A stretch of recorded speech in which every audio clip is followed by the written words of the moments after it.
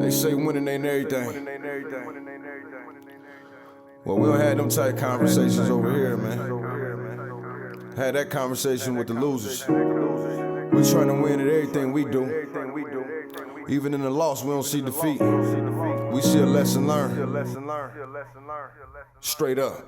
Look, I came into this world in 1978. The doc looked me in my face and knew I was something great. 45, 42 Prescott, that's where I'm from. Grew up in the slums around dope dealers and bums. As humble as I was, I adapted to my habitat. In my own lane though, far from where they crashing at. Dumb bar graduate, the game I'd have mastered it. Served in the Navy, look, y'all don't know the half of it. Pops passed in '01, moms passed last year. I know they up in heaven smiling down, crying mad tears, cause they son making it. No telling where I'm taking it. My city been cursed, but I feel that I'm breaking it. Coached at Wayne High in 15 in one state. Seen the fork in the road and went straight. I know what I'm worth, I'm OG King Kirk. Brooklyn Nets gaming crew legend, let's work. We are back this week with another episode. Episode 14, the good, the bad, and the ugly. It's basically the pros and cons of social media. I'm your host, OG King Kirk, and this is the OG2CENTS podcast. As I do every episode, spread and preventing the spread of the coronavirus. Just make sure you're washing your hands, coughing into your elbow, social distancing, staying at least 6 feet away. If you're feeling sick, stay at home, and just follow those steps. Still check on your loved ones. I've mentioned earlier in this week, it's mental health awareness month.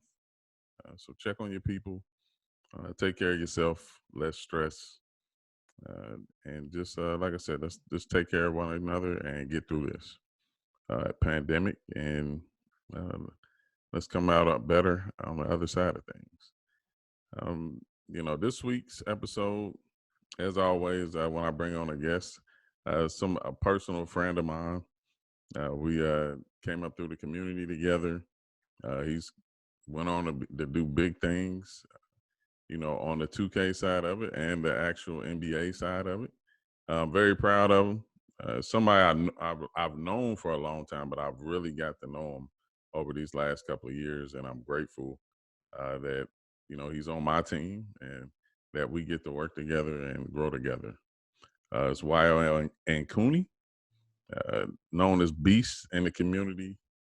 He's been a avid 2K player, but now he's doing major things. Like I said, he's social media for the Brooklyn Nets, and he's also the assistant GM for Nets GC. So with further ado, I want to bring on YL and Cooney. What's going on, OG? Nothing much, man. How you doing today? I'm good, man. Any day you could be on the OG2CENTS podcast, it's going to be a good day. I appreciate that, man. Just jumping right into things, I just want you to tell your story and how you got to where you are today. Yeah, definitely. So, I mean, as long as I can remember, I've been, in the 2K community, watching competitive 2K, just being a part of it. And honestly, I never really thought it would lead into something bigger. I just thought it was one of my hobbies until the 2K League was announced. And when that was announced, I remember I was at the Road to the All-Star Game tournament in New Orleans. I just gone there to check out live competitive 2K.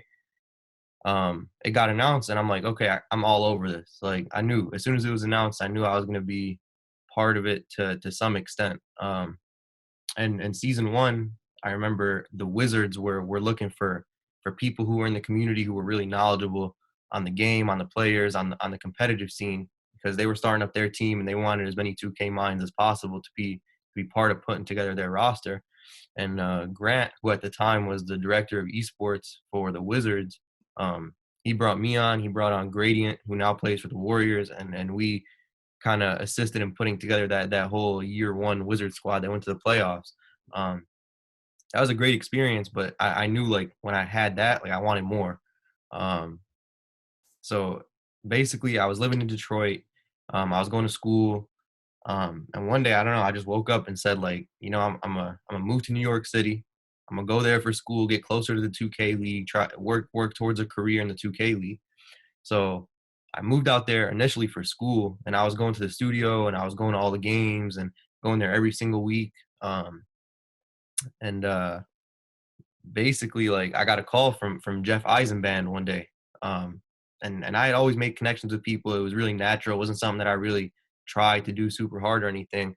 But Jeff called me and said, "Hey, Nets GC is looking for a head of social media."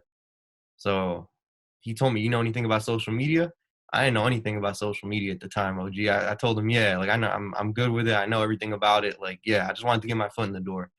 So I had my interview. After my interview, they said I would hear back. And then as soon as they told me that, like, I just started calling Kurt. I started hitting up Kurt every single day. I'm like, "OG, man, you got to put in a good word for me. Like, I got you. I'm going to kill this. Like, trust me." And then OG, he believed in me. He made some calls, and sure enough, I got the job. And my first day was the 2K League draft. And like that whole year, my whole first year in the league with like a full-time position was kind of just learning. I was watching Kurt, seeing how he was communicating with the players, seeing how he was coaching them, how he was making them better people. And I feel like I learned a lot, and that ultimately I feel like led to this season, being promoted to assistant GM. And also the social media job with NetsGC year one ultimately led to me working with the Brooklyn Nets on their social media team. So it's been awesome, man. And the one thing I want people to know about, that part of his journey was that when he reached out to me and told me that he had applied for the social media position, I asked him specifically, I said, "B, so you sure this is what you want to do? Like, I don't mind vouching for you, but, make sure this is something that you really want to do." I said, because a lot of people, they try to they want to get their foot in the door and they step in and they do something that they really don't want to do. So therefore, it's going to reflect in your work ethic and things like that, because you'll find yourself trying to do things that's basically not in your job descriptions. But I'll tell you, the first season we worked together, Beast was a true professional. He put his heart and soul into social media. Never really tapped over into the 2K side of things, and that ultimately told me how focused and dedicated he was to whatever he does. So, that's something that I really want people to take from that, is that he took an opportunity and made the most of it. Like I said, that unexpected call and you probably got when they wanted you to work on a Brooklyn Nets side. How was that? Like, how did that feel? I mean, like basically when I started on NetsGC social media, um, I was being introduced to like the social media team for the Nets, and it was one person. It was just Jordan Rabinowitz who essentially manages everything Brooklyn Nets social media. And as soon as I realized that, I'm like, one person, like there's an opportunity here for me to advance and actually grow into that as well. Like most NBA teams, I'd say have at least 3-4 people on their social media team. Um, and I basically just looked at that as an opportunity, and I worked like that whole year strictly just focusing solely on social media. As much as I wanted to, jump into the coaching or GM side of things on the team side, I like that wasn't my job.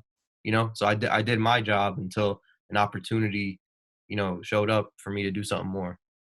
Right, and the piggyback off of this again is I want people to know, like, me and Beast, we always had a mutual respect for one another, but we didn't really like know each other.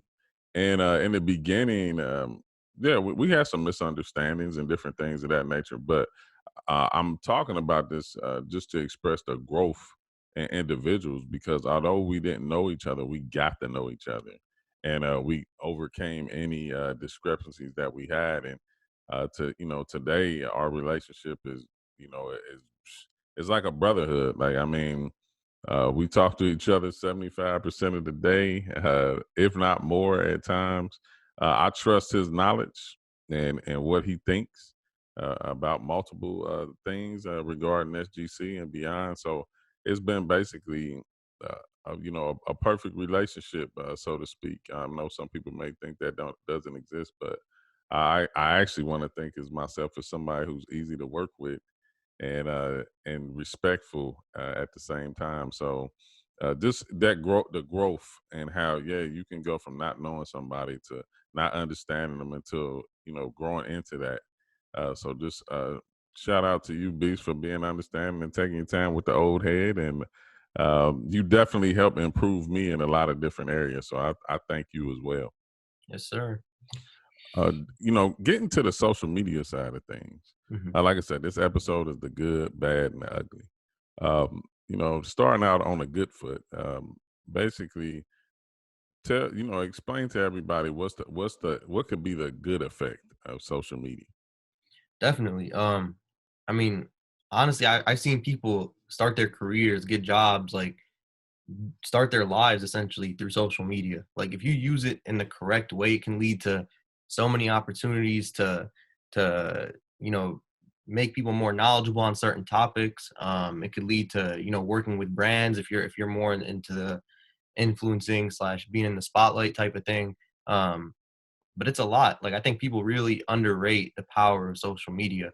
Um, Honestly, I've seen some people who have social media jobs with some sports teams who have basically turned their social pages into social media 101, to where they're just teaching people things about social media all day, and they've built up a huge following because of that. Some people get verified because of that. It's just a huge help, and honestly, the opportunities are endless. Like there's companies and people who search for people to hire through Twitter, through LinkedIn, through Instagram. Like photographers get hired all the time for posting their work on Instagram. So I mean, it's a lot. You could really it's really a shame to see people ruin potential opportunities before they exist without knowing. Yeah, and the one thing that I take from the good of social media is that, like, me and you, we didn't know each other. Um, I think we met during the Cleveland event. I think we probably just some quick conversation, but we met physically there. But then from that point on, we basically communicated through social media. And I always say that I we built careers off of social media, because what we've done, it wasn't always like in the physical. I know, in running leagues and tournaments, it was like people I've never met, and I've only talked to them over social media. And that's the one good thing about like the 2K League and its existence and things of that nature, because it has been able to bring people together that's known each other for years, and now they're being able to meet each other. So it's and I use social media for try to make a positive impact in the community and in the world and beyond. So those are some of the good things that I take away from it. Obviously, we always see a lot of bad and ugly on social media. So tap into that and talk about that for a second. It's like I said before, it's a shame to see people ruin potential opportunities that they don't even know exist just by tweeting away and tweeting whatever they want before even thinking about it. I see it all the time, especially in the 2K community. Um, there's people who one day will be cussing somebody out on your timeline, acting as unprofessional as possible, and then a couple months later you'll see a tweet pop up. They want to be a 2K league coach or a 2K league player or something. And it doesn't work like that. um and yeah, I mean, overall, it's just you don't want to go on Twitter, act a fool, and have put something out there that could hurt you, months, years down the line. Definitely, definitely. And like a lot of people they get caught up in wanting to be real and not wanting to be fake and all this other stuff. But at the end of the day, social media is so prevalent today because it's that way of almost getting to know you before people even see you or even talk to you. And that's why I've always taken it serious. One aspect that I've always done is I wasn't big on social media personally. Like, I didn't even really. I had a Twitter account before the league, but I didn't really use it or Mhm. anything. Same with Instagram. I probably posted like my high school pictures, like far as the teams I was coaching, promoting players and stuff like that. But I basically made a gaming social media account for every platform because that was my initial push to even have it. So, and there was no shame in that. I know a lot of players in the league or and beyond and different things like that. They act shameful about being noted, gaining notoriety from being a gamer. And I've found nothing wrong with it because it's basically amplified my status as a person and upgraded my lifestyle, so to speak. So I don't see any reason to hide from those facts. What are your thoughts about that? I mean, I think it's the coolest thing in the world. Like whether even being involved in the gaming space, whether you're a player, whether you're a staff member, anything, I just think it's cool, and I think it's where the world is progressing. I think esports is the future. So I think if you're getting ahead of it now, and you're showing that you're a pioneer of one of these esports leagues, you know, especially one like the 2K league that's owned and operated by like the NBA, um, like it says a lot. I think it's I don't understand where the embarrassment comes in of being a pro gamer. I think it's kind of like being afraid of what your peers will say to you, is what it comes down to. Yeah, and it's funny when you think about that because it's employment. Like it's not like it now. I remember, like starting back in the day in 2014 when everybody was on a comp scene, the amateur comp scene, and that's all we had. I can see how it may have quote unquote blemished some people with popularity amongst their peers, but now you're getting paid. Like you're a professional gamer. Like it's, I mean, you're getting a Yeah, check. Like I mean, I yeah. don't know what's to make fun of that. Like Yeah, and like I mean, the face of the 2K league right now, you know, Bear from the T Wolves, right? You look at him, the last thing you would guess is professional gamer, right? Like if you didn't know him at all. Um, I think people like Bear have kind of made gaming cool, or they're helping make gaming more cool. But either way, it's like you get verified on your social media channels. You're competing for $1.4 million. You're getting a base salary. You're an NBA employee. It's just none of those, ring a bell in my head that say this is lame or this is weird or this is something to be ashamed or embarrassed of. You know what I'm saying? That's the part that gets me. it's funny to me because as an older guy, and when I talk about what I do, a lot of people my age and even some below me, they think it's cool. Like they look at it like the dream job that it is. And so I find it funny that, I just put my 2 cents on this is that if people are making fun of you for being a professional and getting paid to do what you love, then you need to evaluate who your friends are and and who's in your circle because it definitely makes 0 sense to me. Yeah. Uh, that's pretty much my take on it. One of the big things in the community amongst the 2K League players and beyond is when we speak on verification. We know instantly Twitter players get verified once they, make the 2K League, but um, going in depth with other social media platforms as far as getting verified. But initially, this something that you specialize in, being on the NBA side of things with social media. What advice would you give for players or people in general that's looking and trying to get verified? I think the first thing, and this might sound a little harsh to some people, OG, this isn't my mentality on it. I think you need to look in the mirror and really ask yourself, are you really such an important figure that you need to be verified? I think a lot of people just want to be verified just for the sake of being verified, and they'll never really use it for anything, and it doesn't really symbolize anything. Um, the way the 2K league is now, and this is like my personal opinion only, every player who steps into the league gets verified on Twitter.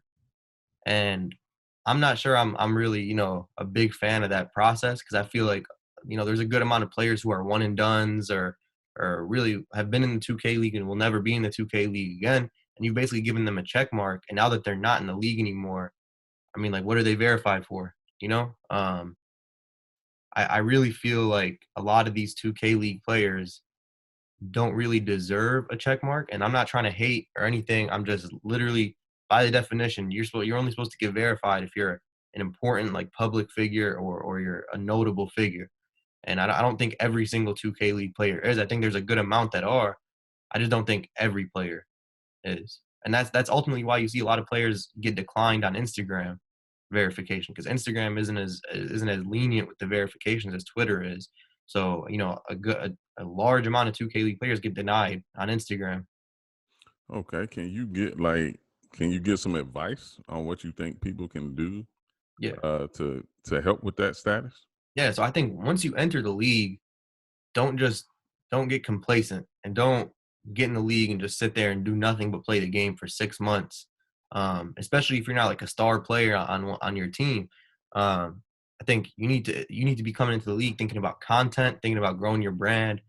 Um, just as much as being the best 2K player as you can be, because you've been given this platform where your team pages will share all your content that you create. The NBA 2K League social channels, they'll always share your content, whatever you make. That I mean, I just think it's a failed opportunity if you come into the league and come out with the exact same brand that you had, before you came in. Okay, that's good information. And okay, let's say you do that, um, you get verified. Mhm. What are some effective ways to use your verification? I mean, ultimately, like you want to obviously build as much of a following as you can in hopes of working with brands and helping them promote whatever they need to promote. That's probably the simplest way. Brands are always looking for pages with a lot of followers. And being a professional 2K League player, like that's something that brands would like to utilize and would like to actually use to grow whatever product they may have. So, I mean, acting professional is one, but also building your following, um, sticking with something. So whatever your brand is going to be, stick with it. Work on that. Don't try to do everything, um, and make it clear like what you have to offer to potential brands or people that you'd like to work with going forward. To obviously use your social channels to make money and obviously continue to grow your brand. Okay. And me, both of us being GMs, the other thing is promote your team. Like, Exactly. get behind your organization. And as I say, create equity for yourself. Like, I mean, if you can show that you can help boost your organization and gain attraction, followers, and bring in potential sponsors and different things, that makes you more valuable and more of an asset. So, And like as somebody who runs social media for a team, if a player isn't sharing any of the content that we're creating or pushing out, even stuff about them, like it doesn't really, motivate us too much to share whatever they want shared or share whatever they want to be put out. It goes both ways. Like help your org helps you. no, I agree with that. And that goes, I was listening to somebody, and basically, they were saying that when you have a brand or you're doing anything for is whether it's merchandise or whatever it is that you do, if you don't support it, if you don't broadcast it, then why should anybody else? Like, if you have merch and you don't wear it, why should anybody buy it? And Kurt, I'll say this, like something that 2K League players have told me before when I asked them, like, hey, why don't you share this? Why don't you share that? Why don't you promote your team more? Some of them will say, well, this NBA player doesn't do it. This NBA player doesn't do it. Like they'll bring up actual NBA players. The difference is every single NBA team account in the league or organization is already well established, blown up, has millions of followers, millions of fans. They don't really need the help from the players. But when you come into the 2K League, this is a startup.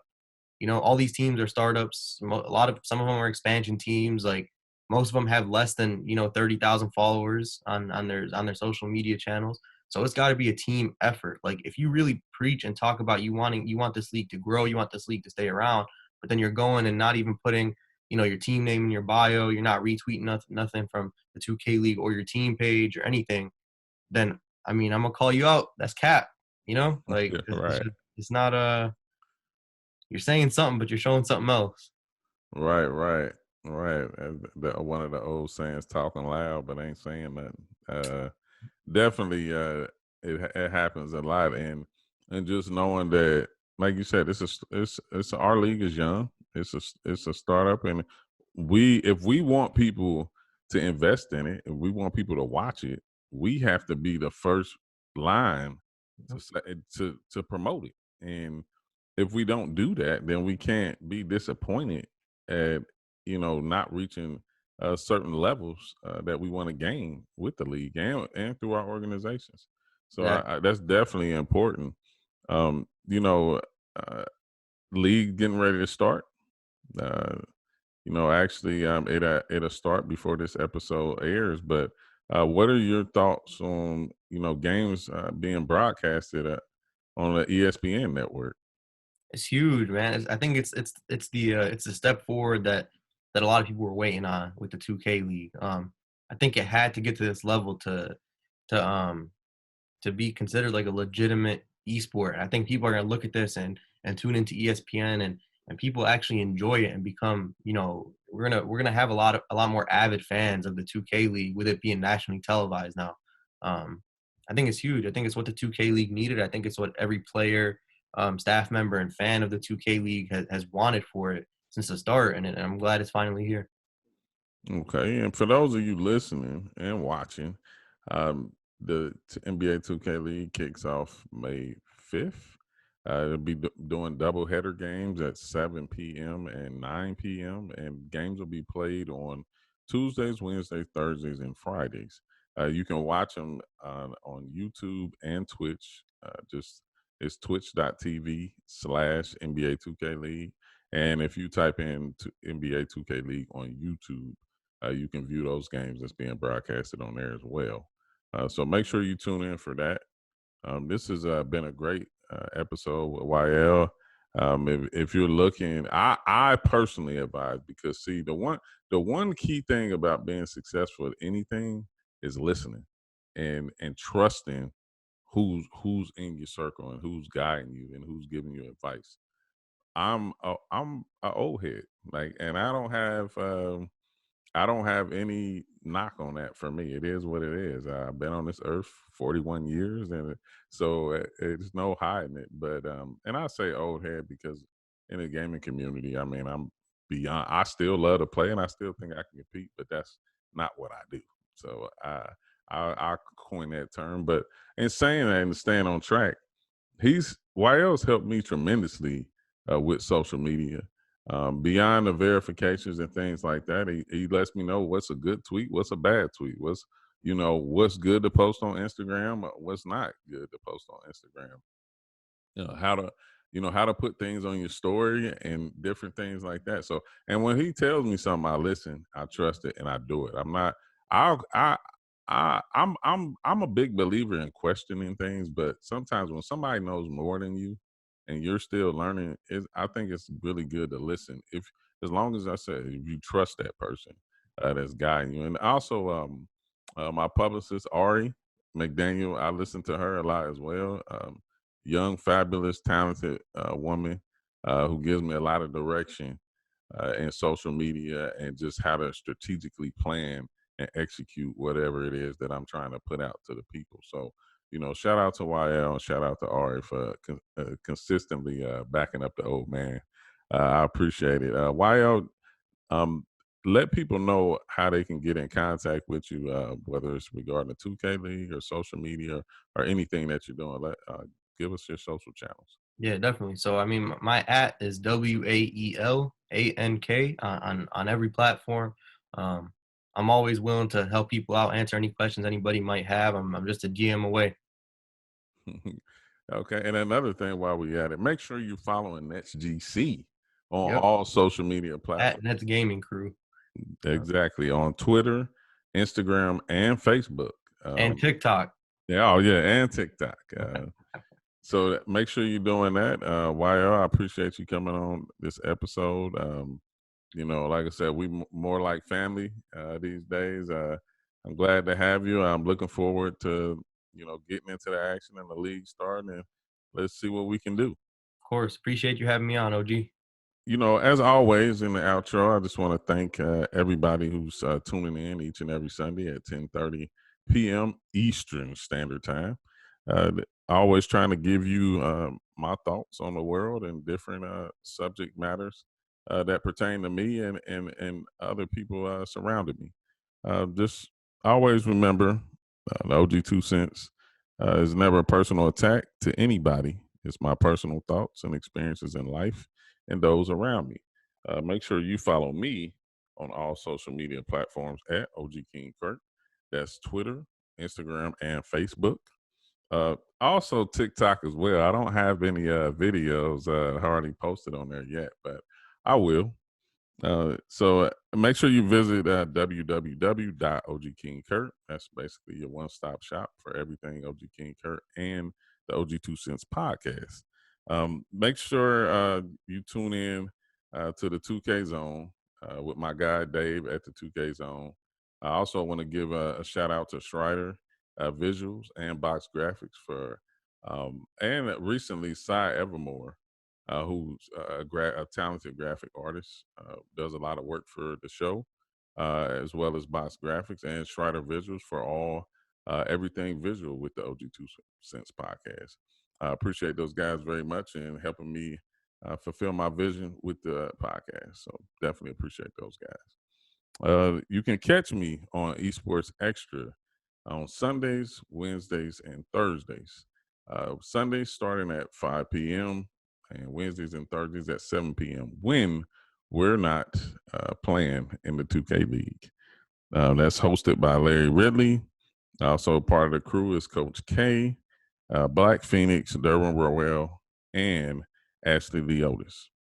Make sure you tune in to next week's episode 15, The Wayne Train.